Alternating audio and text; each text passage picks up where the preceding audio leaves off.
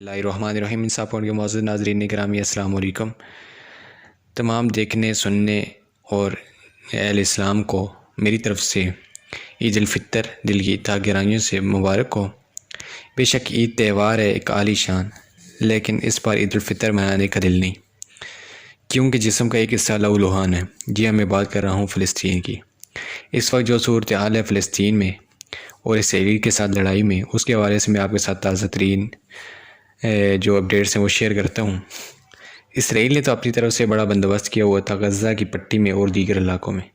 گزشتہ سال وہ گولان کی پہاڑیوں سے حزب اللہ کے اوپر بھی حملہ کرتا رہا اور حماس کے اوپر بھی لگاتار حملہ کرتا رہا۔ لبنان نے اس میں بہت بڑے ذخائر ان کے بقول جو تھے وہ تباہ کیے تھے۔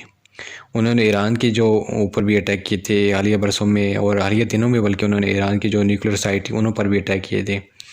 انہوں نے ایران کے کئی سائنسدان، ایرانی فوجی قیادت کے اعلیٰ افسران، حزب اللہ کے بہت اہم کمانڈر بھی قتل کروا دیے تھے، لیکن اس کے باوجود ان کو بہت بڑا ریئیکشن حماس کی طرف سے سامنا کرنا پڑ رہا ہے، اور یہ ایک بڑی مزاحمت ان کو اٹھانی پڑ رہی ہے۔ اس پر مزاحمت کا سامنا ہے حماس کی جانب سے جو اس وقت حملہ کیا گیا، اس کا ڈیٹا میں آپ کے سامنے شیئر کرتا ہوں۔ 2014 میں جب اسرائیل نے اٹیک کیا تھا نہتے فلسطینیوں پر، تو حماس نے اس کے جواب دینا شروع کیا تھا۔ 2014 کی بات کر رہا ہوں میں۔ اس وقت 50 دنوں میں حماس نے ٹوٹل جو راکٹ فائر کیے تھے ان کی تعداد تھی 4000۔ جی ہاں، 50 دنوں میں۔ تب 2 مہینے کی لڑائی ہوئی تھی، جھڑپیں چلتی رہی تھی، لیکن 50 دنوں میں ٹوٹل جو راکٹ مارے تھے وہ 4000 تھے۔ لیکن اب صورتحال مختلف ہے۔ اب اس بار جو انہوں نے اٹیک کیا ہے وہ تھوڑا سا مختلف ہے اور تھوڑا سا زیادہ ہے۔ اس بار انہوں نے ایک دن میں 24 گھنٹوں کے اندر، جی ہاں ایک دن میں انہوں نے 1500 راکٹ فائر کیے ہیں، اور اس میں اسرائیل کے کئی شہر جو نشانے پر ہیں۔ ان کا ایک نیوکلیر سٹی ہے جس میں ان کی نیوکلیر سائٹ ہے ڈیمانا، اس پر انہوں نے بہت اٹیک کیے ہیں، خاص طور پر نشانے میں۔ اس کے علاوہ تل ابیب بھی ان کے نشانے پہ کئی فائر، وہاں پہ کئی راکٹ جا کے گرے۔ اب تک جو ہے وہ میڈیا رپورٹس تو نہیں شو کر رہے، لیکن انہوں نے ایک اپنی جو ہے نا انہوں نے تسلیم کیا کہ ان کے ایک بندہ مارا گیا، لیکن جو ہمارے ذرائع کے مطابق اب تک 6 سے 7 اسرائیلی مارے گئے اور 53 فلسطینی مارے گئے، اور 154 سے زیادہ ان حملوں میں زخمی ہوئے، جو مطلب ایک دوسرے پہ بھی کروائی ہوئی۔ مسجد اقصیٰ میں جب حملہ ہوا تھا قبلہ اول میں، وہ جو شہادتیں ہوئی تھی وہ الگ ہے، ان کا ڈیٹا نہیں شیئر کر، وہ تو 1000 سے اوپر جو ہے نا وہ افراد زخمی ہو گئے تھے۔ لیکن حماس نے جو حملہ کیا ہے یہ اس بار بہت بڑا ریئیکشن آیا۔ اسرائیل اس کی توقع نہیں کر رہا تھا، کیونکہ اسرائیل تو یہ سوچ رہا تھا جب 2014 میں حماس نے کوئی تھوڑا بہت جواب مزاحمت کرنے کی کوشش کی تھی، تو اسرائیل نے یہ دیکھ لیا تھا، کیونکہ اسرائیل کے پاس اتنا بڑا اور اتنا اعلیٰ پائے کا اتنا جدید دنیا کی بہترین سسٹموں میں سے ایک سسٹم ہے اس کے پاس، ڈیفنس سسٹم، جو مطلب ہوا میں ہی راکٹ یا میزائل کو تباہ کر دیتا ہے۔ لیکن اس پر انہوں نے یہ دیکھ حیران ہو جاتے ہیں، کیونکہ حماس جو راکٹ فائر وہ کئی جو راکٹ ہیں وہ گر رہے ہیں، تباہ نہیں ہو رہے۔ حماس کے پاس جو راکٹ ہیں وہ سوچ رہا ہے صحیح یہ کہاں سے گئے، کیونکہ حماس کے پاس تو اتنی ٹیکنالوجی نہیں تھی۔ جب 2014 میں حملہ کیا تھا تو کچھ نہیں تھا، تو یہ اسرائیل کے لیے درد سر بنا ہوا ہے۔ حماس نے پچھلے 6 سالوں میں بڑی محنت کی ہے، اب ان کے پاس اچھی ٹیکنالوجی ہے، اتنی اچھی تو نہیں ہے اسرائیل کے مقابلے میں، نہیں ہے، کیونکہ اسرائیل تو جو اب اس وقت طاقتور ممالک میں شمار ہوتا ہے، 15ویں نمبر پہ وہ شمار ہوتا ہے اس وقت، اور پاکستان جو ہے وہ 10ویں نمبر پہ ہے، ترکی 11ویں نمبر پہ ہے عالمی جو فورس رینکنگ ہے اس میں۔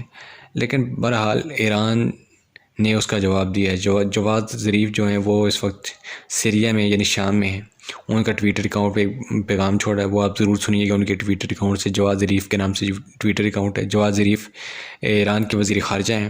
ان کا بیان ہے کہ میں یہاں کے بڑی خوشی محسوس کر رہا ہوں اور خوشی کی خبر دینا چاہتا ہوں کہ انہوں نے حزب اللہ کو خصوصاً طور پر کہا ہے کہ وہ اپنی مزاحمت جاری رکھے، ایران ان کی کھل کر سپورٹ کرے، یعنی ان کا ہر طرح کا تعاون دے گا۔ اس کے علاوہ جو اہم پیش رفت ہوئی ہے وہ ترکی کے صدر نے عمران خان کو بھی فون کیا ہے۔ عمران خان نے یقین دہانی کروائی ہے کہ وہ اور ترکی مل کر اسرائیل کے خلاف لڑیں گے۔ لڑنے سے مراد یہ نہیں کہ جا کے لڑائی کریں گے، لیکن ترکی کا ساتھ دیں گے، مطلب ترکی جو بھی کام کرے گا اس کا حمایت جاری رکھیں گے، کیونکہ پاکستان کی جو اسٹریٹجک لوکیشن ہے نا، وہاں سے لڑنا ممکن نہیں ہے۔ پاکستان اگر جا کے اپنے تیارے بھیج بھی دیتا ہے لڑنے کے لیے، تو وہاں پر فیول چاہیے، فیولنگ کرنی پڑے گی ہتھیاروں کو، تو فیولنگ کرنے کے لیے ان کے پاس جگہ نہیں ہے۔ اسرائیل اور پاکستان براہ راست نہیں لڑ سکتے، اسرائیل پاکستان پر اٹیک کر سکتا ہے براستہ بھارت کے ساتھ مل کر اٹیک کر سکتا ہے، لیکن اکیلا اسرائیل پاکستان پہ اٹیک نہیں کر سکتا، کیونکہ ابھی کی ٹیکنالوجی کے مطابق ابھی اتنی لیٹسٹ ٹیکنالوجی ہے، لیکن پھر بھی اسرائیل ڈائریکٹ پاکستان پہ اٹیک نہیں کر سکتا۔ پاکستان پہ کئی ایسے میزائل ہیں جو اسرائیل کو اٹیک کر سکتے ہیں، لیکن اسرائیل کے پاس بھی ظاہر بات ڈیفینس سسٹم تو ہے، لیکن فی الحال 1 to 1 پاکستان اور اسرائیل کی لڑائی نہیں ہو سکتی، اتنی ٹیکنالوجی نہیں ہے۔ ظاہر بات ہے پاکستان کو کوئی ایسا جگہ چاہیے جہاں سے وہ جا کے لڑ سکے، تو وہ ترکی ہے۔ ترکی کے ساتھ مل کے پاکستان بیک پہ رہ کے لڑنا چاہتا ہے۔ ترکی کے صدر طیب اردوغان اور عمران خان کا رابطہ ہوا، انہوں نے ایک دوسرے کے ساتھ مل کر فلسطینیوں کا ساتھ دینے کی ایک دوسرے کو یقین دہانی کروائی۔ اس کے علاوہ ترکی کے صدر جو ہیں طیب اردوغان، ان کا رول اس میں بڑا امپورٹنٹ ہو جاتا ہے۔ انہوں نے فون کیا ہے صدر پیوٹن جو صدر روس کے ہیں، ان سے ان کی بات ہوئی ہے، اس میں انہوں نے بڑی خاص بات کی ہے۔ انہوں نے کہا کہ یہاں فلسطین میں ایک عالمی فوج بھیجی جائے۔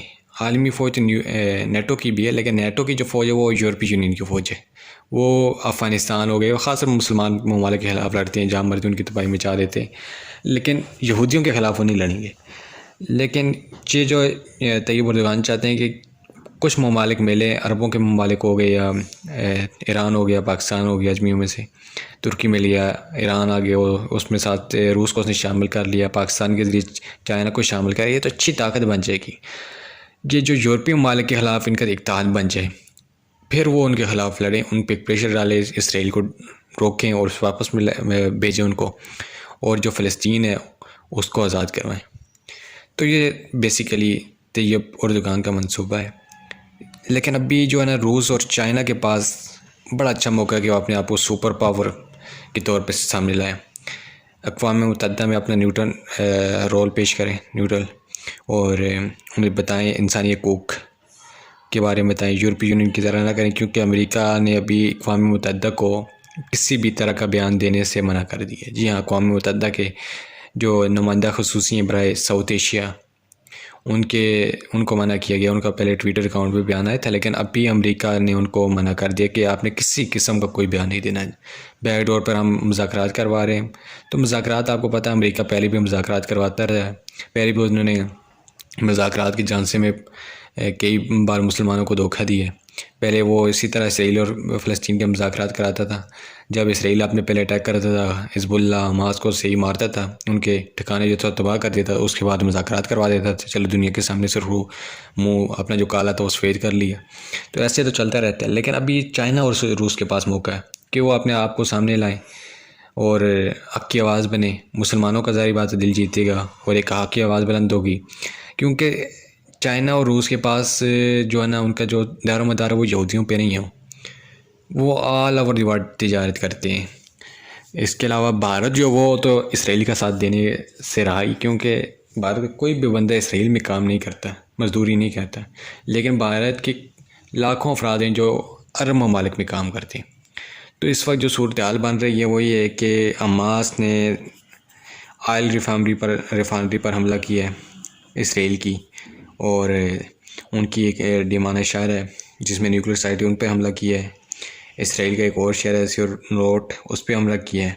یہ القاسم بریگیڈ حملہ کر رہی ہے، اور جو ان کے حماس کے امیر ہیں اسماعیل ہانی، انہوں نے بیان دیا ہے کہ اسرائیل اگر 10 دنوں کے اندر اپنے ان حملوں سے رکتا نہیں ہے تو وہ جو حملے وہ کر رہے ہیں اس کے 100 گنا اس کو جواب دیا جائے گا۔ جی ہاں، 100 گنا اس کو جواب دیا جائے گا، اور اگر وہ لڑنا چاہتے ہیں تو لڑیں گے، لیکن اگر وہ مسجد اقصیٰ کی پامالی بے حرمتی چھوڑ دیں، اپنی فوج کو واپس بلا لیں اور اپنی پہلی والی سرحد پہ واپس چلے جائیں تو تب جنگ بندی ہو سکتی ہے۔ اس بار حماس بڑا مضبوط دکھائی دے رہا ہے، پہلے کی طرح جب وہ مذاکرات پہ راضی ہو جاتا ہے، لیکن اب وہ ان کی اسٹریٹجی نہیں ہے، اس بار ان کے پاس اسلحہ بھی ہے۔ اچھا، یہ اسلحے والی بات بڑی زبردست ہے، کیونکہ ابھی تک اسرائیل کے بعد جو ڈیفینس سسٹم ہے اس کو دو ہی ملکوں کے پاس ایسے میزائل ہیں جو ان کو ڈیفینس سسٹم کو نکارہ بنا سکتے ہیں، یعنی فیل کر سکتے ہیں، یعنی بٹھا سکتے ہیں۔ وہ ایک تو پاکستان ہے، مسلمان ممالک میں بات کر رہا ہوں، ایک پاکستان ہے اور ایک ہے ترکی۔ یہ دو ممالک ہی حزب اللہ کو میزائل فراہم کر سکتے ہیں یا حماس کو میزائل فراہم کر سکتے ہیں جس کے ذریعے وہ اسرائیل پہ اٹیک کر سکتے ہیں. اور ان کی سپورٹ ظاہری بات ہے. جواد ظریف ہیں جو ایران کے وزیر خارجہ ہیں، ان کا بیان تو حزب اللہ کے حمایت میں کھل کر آیا اور باقاعدہ طور پر پوری دنیا جانتی ہے کہ ایران سپورٹ کرتا ہے حزب اللہ کو. تو یہ صورتحال ہے اسرائیل اور فلسطین کی جنگ کی. بڑا اچھا مواقع ہے پاکستان اور خاص طور پر ترکی کو. پاکستان بھی فرنٹ پہ آئے، بیک پہ نہ رہے، فرنٹ سے آ کے اپنا لیڈنگ رول پلے کرے، عالمی اسلام کا لیڈر بن کے ابھرے. لیکن پاکستان براہ راست جا کے اسرائیل کے ساتھ لڑ نہیں سکتے. اسٹریٹجک لوکیشن ان کی ایسی ہے. لیکن کھول کے بولنا چاہیے پاکستان کو اور عالمی اتحاد بنانا چاہیے. OIC کو بلائے اور سعودی عرب اور UAE کا خاص طور پر رول ہے کیونکہ ان کے پاس مالی طاقت بڑی زیادہ ہے. اگر عرب ملیں گے تب بھی اجمی ان کا ساتھ دے سکتے ہیں، لیکن اگر عرب بھی نہیں ملیں گے تو اجمی نہیں ساتھ دیں گے. یہ سب سے پہلے آنا پڑے گا UAE کو، پھر آنا پڑے گا سعودی عرب کو. ان کو پہلے ملنا پڑے گا، پھر اس کے بعد ترکی، پاکستان اور ایران تو لڑنے کے لیے تیار ہیں، تب وہ ان کے ساتھ شامل ہو جائیں گے. مطلب یہ کہ اجمی اس وقت لڑائی کے لیے تیار ہیں، لیکن ان کو انتظار ہے کہ عربی اعلان کریں تب لڑیں، پھر سارے ممالک مل کے اسرائیل کے خلاف لڑیں. تو یہ صورتحال ہے. پاکستان، ایران اور ترکی کا کیا کردار ہے یہ میں نے آپ کو بتایا. اور گزشتہ دن ولی عہد سعودی عرب اور عمران خان کی بات ہوئی، دونوں نے اس بات پر اتفاق کیا، اور طیب اردوغان کی بات ہوئی، بلکہ تینوں رہنماؤں نے اس بات پر اتفاق کیا کہ OIC کی ہنگامی طور پر میٹنگ بلائی جائے. اس کے بعد اقوام متحدہ سیکورٹی کونسل کی ارجنٹلی میٹنگ بلائی جائے ہنگامی طور پر. جو اقوام متحدہ کی سیکورٹی کونسل کی میٹنگ تھی وہ تو انہوں نے یہ ریکویسٹ قبول کر لی ہے، وہ تو بلا رہے ہیں میٹنگ، اور جلد ہی انشاءاللہ OIC کی میٹنگ بھی بلائی جائے گی، آرگنائزیشن آف اسلامی کنٹری. تو امید ہے کہ اچھا ہے گا. لیکن سب سے بڑا امتحان اس وقت تمام مسلمان ممالک کے لیے کہ وہ کہاں سٹینڈ کرتے ہیں. اگر تمام اسلامی ممالک مل جائیں تو اسرائیل خود بخود بھاگ جائے گا، کیونکہ پاکستان کے پاس ان سے اچھے لڑنے والے جنگجو ہیں، فوجی اچھے لڑتے ہیں، ان کے پاس اچھا اسلحہ پاکستان کے پاس، اسرائیل سے اچھی ٹیکنالوجی ہے پاکستان کے پاس. ترکی ماشاءاللہ بہت اچھا ڈیفنس کے معاملے میں. تو سب کو مل جل کے آگے آنا چاہیے. کسی ایک ممالک جیسے یورپ میں ہوتا ہے، یورپی یونین کی جو بنی ہوئی نیٹو، جیسے کسی ایک ملک پہ حملہ سب ممالک پہ حملہ تصور کیا جائے گا، تو ایسے ہی مسلمان ممالک کیوں نہیں کر سکتے. سب کو فرنٹ پہ آنا چاہیے اور مل کے سب کو حملہ کرنا چاہیے. تو یہ تھی آج کی پیش رفت، آج کی جو اپڈیٹ تھی میں نے آپ کے ساتھ شیئر کی. امید ہے آپ کو یہ انفارمیشن اچھی لگی ہوگی. انصاف پوائنٹ کو ضرور سبسکرائب کیجیے گا تاکہ ہر آنے والی نئی ویڈیو کا نوٹیفیکیشن آپ تک پہنچ سکے. ملتے ہیں اگلی ویڈیو میں، تب تک کے لیے اللہ حافظ.